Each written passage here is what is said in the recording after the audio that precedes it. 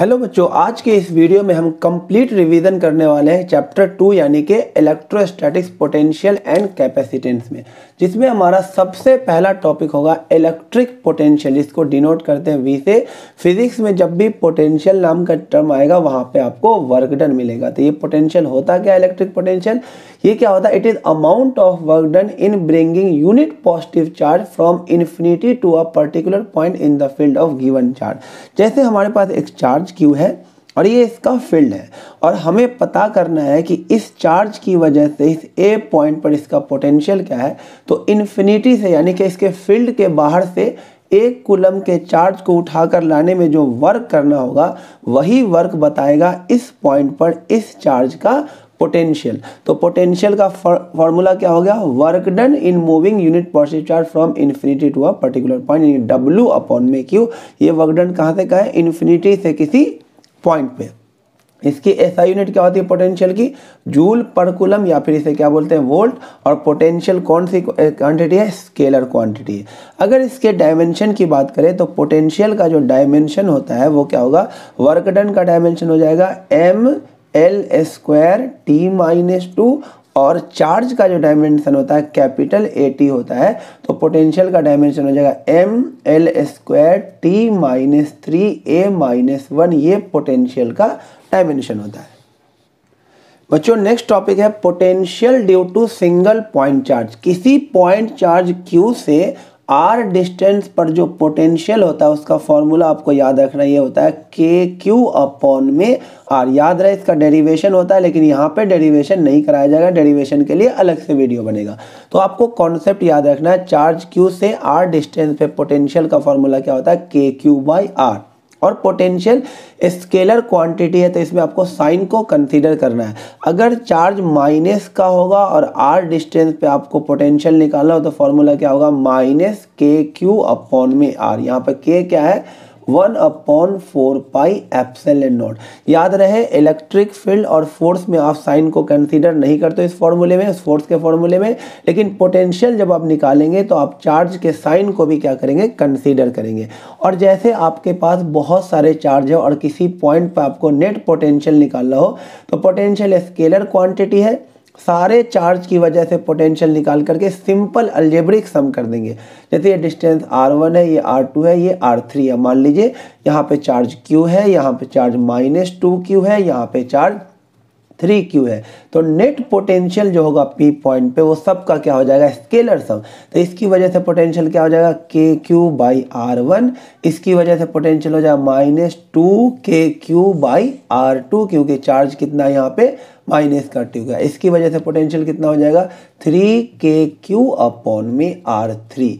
ये R2 और ये हो जाएगा R3। तो पोटेंशियल निकालने के लिए हमें क्या करना है? सिंपल अलजेब्रिक सम कर देना है।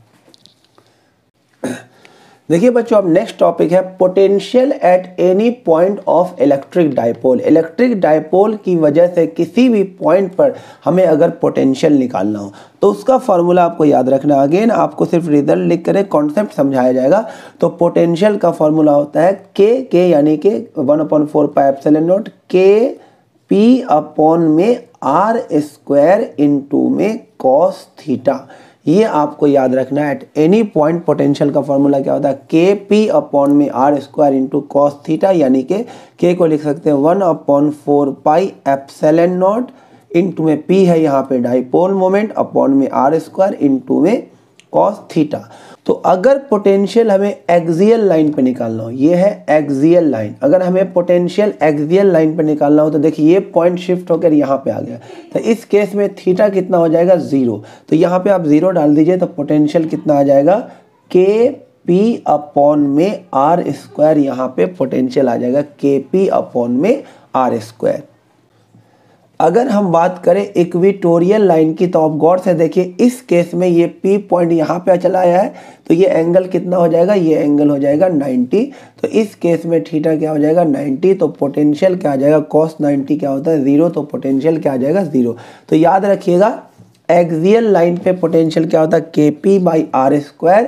और इक्वेटोरियल लाइन पे पोटेंशियल क्या होता है? 0। याद रखना पोटेंशियल जो होता है वो आर स्क्वायर के इन्वर्सली प्रोपोर्शनल होता है एक्सियल लाइन पे। और याद रखिए इलेक्ट्रिक फील्ड क्या था, एक्सियल लाइन पे inversely proportional to R cube. देखिए नेक्स्ट टॉपिक है, न्यूमेरिकल करने में काफ़ी हेल्प करेगा आपको। एक यूनिफॉर्मली चार्ज स्फेरिकल शेल है और इसकी वजह से आपको पोटेंशियल बताना बहुत सारी जगह पे, सरफेस पे, आउटसाइड द सेल जो का डिस्टेंस कितना मान लीजिए उसका स्मॉल आर है, और इनसाइड द सेल सी पर, डी पर, ई पर इसका डिस्टेंस है एक्स, इसका डिस्टेंस है वाई आर यहाँ पे सेंटर पे। यानी इस शेल की वजह से आपको इन सब जगहों पे पोटेंशियल बताना है। तो आपको याद क्या रखना है बच्चों कि जो सरफेस पे जो पोटेंशियल होता है यानी ए पॉइंट पर जो पोटेंशियल होगा वो होगा के क्यू, यानी जितना इस पे चार्ज है, और अपॉन में जो इसका रेडियस है तो के क्यू बाई आर इसका पोटेंशियल होगा कितना, कहाँ पे, सरफेस पे। और ये भी याद रखना, मैं आपको प्रूफ करके दिखाऊंगा नेक्स्ट वीडियो में कि जितना सरफेस पे पोटेंशियल होता है अंदर किसी भी पॉइंट पे ले तो पोटेंशियल सेम होता है।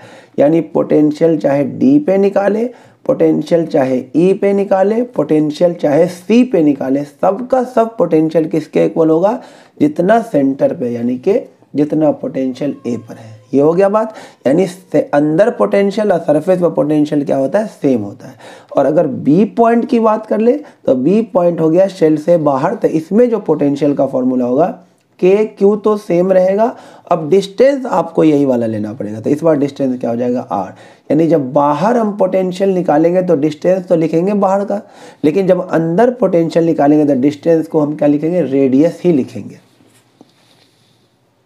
देखिए बच्चों, अगर अब ग्राफ बनाया जाए पोटेंशियल का किसके साथ, डिस्टेंस आर के साथ, एक चार्ज शेल के लिए अगर ग्राफ बनाया जाए तो देखो बच्चों, जैसे जैसे आर बढ़ेगा, जैसे जैसे देखो पोटेंशियल का जो बाहर फॉर्मूला था, पोटेंशियल का फॉर्मूला था के क्यू अपॉन में आर, लेकिन जब तक आर रेडियस के इक्वल होगा पोटेंशियल तो चेंज होगा ही नहीं, कांस्टेंट रहेगा। क्योंकि चाहे यहाँ पे निकालो, यहाँ पे निकालो, यहाँ पे निकालो, यहाँ पे निकालो, सरफेस तक निकालो, पोटेंशियल तो क्या रहेगा, कांस्टेंट। यानी ये आर जब तक रेडियस के इक्वल नहीं हो जाता, ऐसे केस में पोटेंशियल क्या रहेगा, कांस्टेंट, पोटेंशियल नहीं बदलेगा। लेकिन जैसे ही आर, अब ये वाला जगह जो था वो आर क्या था, रेडियस से कम, अब ये जगह क्या हो गया, आर रेडियस से ज़्यादा हो गया। तो जैसे अब रेडियस से बाहर जाओगे यानी बाहर जाओगे तो इस केस में पोटेंशियल क्या होगा, आर के इन्वर्सली प्रोपोर्शनल, यानी कि पोटेंशियल क्या होगा, आर के साथ घटेगा। यानी इस केस में पोटेंशियल क्या हो जाएगा, आर के इन्वर्सली प्रोपोर्शनल। देखिए बच्चों नेक्स्ट टॉपिक है पोटेंशियल डिफरेंस। पोटेंशियल डिफरेंस और पोटेंशियल में ज़्यादा फर्क नहीं होता। पोटेंशियल क्या था, amount of work done in bringing unit positive charge from infinity to a particular point. ये क्या होता है, पोटेंशियल डिफरेंस ये होता है amount of work done in bringing या in moving 1 coulomb charge from 1 point to another point in the field of given charge.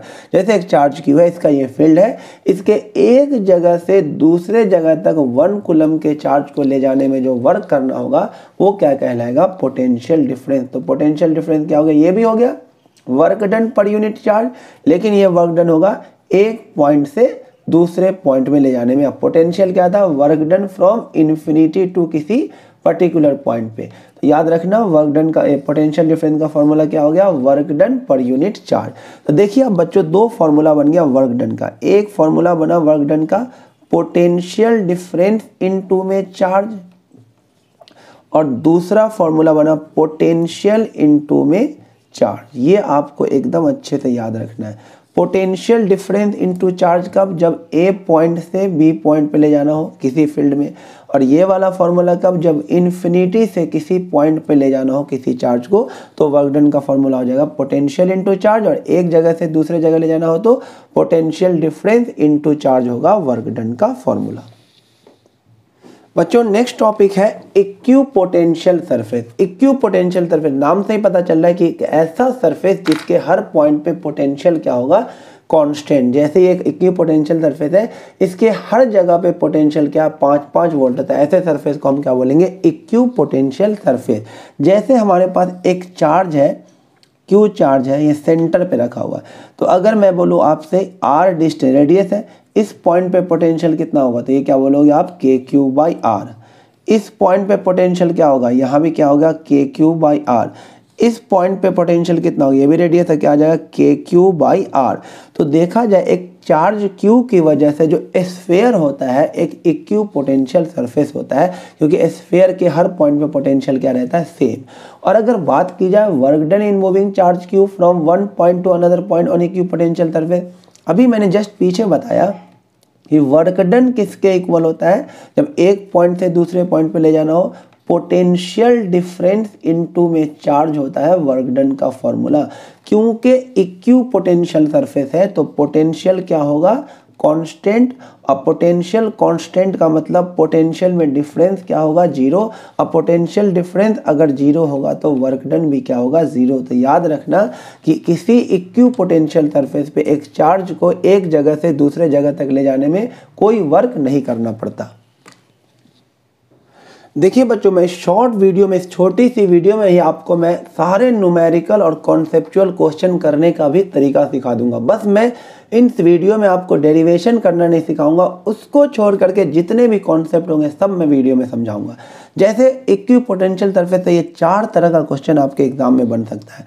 ये देखो सबके सब इक्यू पोटेंशियल सरफेस है, बता देता हूँ। जैसे ये वाला सरफेस जो है AB सरफेस इक्यू पोटेंशियल सरफेस है, क्यों, क्योंकि यहाँ पे चार्ज Q है और ये भी डिस्टेंस R होगा, ये भी डिस्टेंस, देखिए ये डिस्टेंस भी R होगा, ये डिस्टेंस भी R होगा। तो A पर का और B पर का जो पोटेंशियल होगा वो सेम ही तो होगा, कितना होगा, KQ/R। तो पोटेंशियल अगर सेम है तो ये वाला क्या हो गया, इक्यू पोटेंशियल सरफेस। उसी तरह से अभी बताइए स्फीयर भी क्या होगा, स्फीयर का सरफेस भी क्या होगा, इक्यू पोटेंशियल सरफेस। पीछे प्रूफ करके दिखाया कि डाइपोल का जो इक्विटोरियल लाइन होता है इसके हर पॉइंट पे पोटेंशियल क्या होता है, जीरो। पोटेंशियल जीरो हो गया तो पोटेंशियल डिफरेंस भी जीरो हो गया, पोटेंशियल डिफरेंस जीरो हो गया तो वर्क डन भी क्या आएगा, जीरो। यानी कि अगर आपसे बोले डाइपोल के इक्विटोरियल लाइन पर अगर किसी चार्ज को A से B ले जाओगे तो कितना वर्क होगा, जीरो। उसी तरह से यहाँ पर देखें, अगर A से B किसी चार्ज को लाना हो तो आप गौर से देखें B पर का पोटेंशियल भी कितना होगा, KQ/A, और A पर का भी पोटेंशियल क्या होगा, KQ/A। यानी A और B पर का पोटेंशियल क्या हो गया, सेम। A और B पर का पोटेंशियल सेम तो पोटेंशियल डिफरेंस क्या हो जाएगा, जीरो। तो वर्क डन अगेन क्या हो जाएगा, जीरो। यहाँ भी वही काम, A पर का और B पर का पोटेंशियल सेम तो पोटेंशियल डिफरेंस जीरो तो वर्क डन क्या आ जाएगा, जीरो। यानी आपको किसी स्फीयर पर किसी चार्ज को मूव कराने में कोई वर्क नहीं करना पड़ेगा। सेम यहाँ भी, तो यहाँ भी पोटेंशियल डिफरेंस क्या हो गया, जीरो। तो वर्क डन क्या आ जाएगा, जीरो। क्योंकि वर्क डन का क्या फॉर्मूला होता है, पोटेंशियल डिफरेंस इनटू में चार्ज। तो याद रखना कि इक्यू पोटेंशियल सरफेस पे किसी चार्ज को मूव कराने में वर्क कितना करना पड़ता है, जीरो। नेक्स्ट पॉइंट देखिए, इलेक्ट्रिक फील्ड जो होता है वो हमेशा इक्यू पोटेंशियल सरफेस के क्या होता है, परपेंडिकुलर। ये चीज़ मैं आपको प्रूफ करके दिखाऊंगा जब मैं डेरिवेशन कराऊंगा। तो इसमें तो आपको सिर्फ कॉन्सेप्ट याद रखना है कि electric field always perpendicular to equipotential surface. और दो इक्यू पोटेंशियल कभी भी इंटरसेक्ट नहीं कर सकता। इसलिए नहीं इंटरसेक्ट करेगा, सपोज कीजिए दो इक्यू पोटेंशियल सरफेस है और उसने एक दूसरे को क्या कर दिया, इंटरसेक्ट कर दिया। और इसके हर पॉइंट पे पोटेंशियल 5 वोल्ट, इसके हर पॉइंट पे पोटेंशियल 10 वोल्ट। तो इस पॉइंट पर क्या हो जाएगा, एक ही जगह पे दो दो पोटेंशियल हो जाएगा, जो कि पॉसिबल नहीं है। तो two equipotential can not intersect each other, if so there will be two potential at single point which is not possible. देखिए बच्चों, नेक्स्ट है relation between electric field and electric potential. काफ़ी important है, ये काफ़ी famous relation है। ई किसके equal होता है, minus of dV/dr। E is equal to minus of dV/dr, या simply E is equal to V/R लिख सकते हैं। V/L कभी लिखना पड़ेगा, V/D कभी लिखना पड़ेगा। ये जो D है और L है, ये R है, ये क्या, दोनों सरफेस के बीच का सेपरेशन है। और माइनस साइन ये बता रहा है कि इलेक्ट्रिक फील्ड का जो डायरेक्शन होगा वो नेगेटिव डिक्रीजिंग पोटेंशियल की तरफ होगा। ये याद रखना आपको। उसके बाद ये प्रूफ करके दिखाऊंगा जब डेरिवेशन वाली वीडियो बनाऊंगा। उसके बाद potential energy of system of two charge, दो चार्ज है हमारे पास Q1 और Q2, इसके बीच में डिस्टेंस R है। तो इसका जो पोटेंशियल एनर्जी होगा वो कितना होगा, बेसिकली अगर इसको डिफाइन करें तो पोटेंशियल एनर्जी क्या होगा, इन दोनों को इन्फिनिटी से उठाकर इसके रिस्पेक्टिव पोजीशन में लाने में जो वर्क करना होगा वही क्या होगा, पोटेंशियल एनर्जी। जब इसको डिराइव करूंगा तो वहाँ डिराइव करके दिखा दूंगा। बट आपको याद रखना, दो चार्ज पार्टिकल के सिस्टम का पोटेंशियल एनर्जी कितना होता है, K Q1 Q2 अपॉन में R। अगर 2 से ज़्यादा चार्ज है, यानी कि अगर 3 चार्ज है, Q1 हो गया, Q2 हो गया, Q3 हो गया, ये डिस्टेंस है A, ये डिस्टेंस है B और ये डिस्टेंस है C।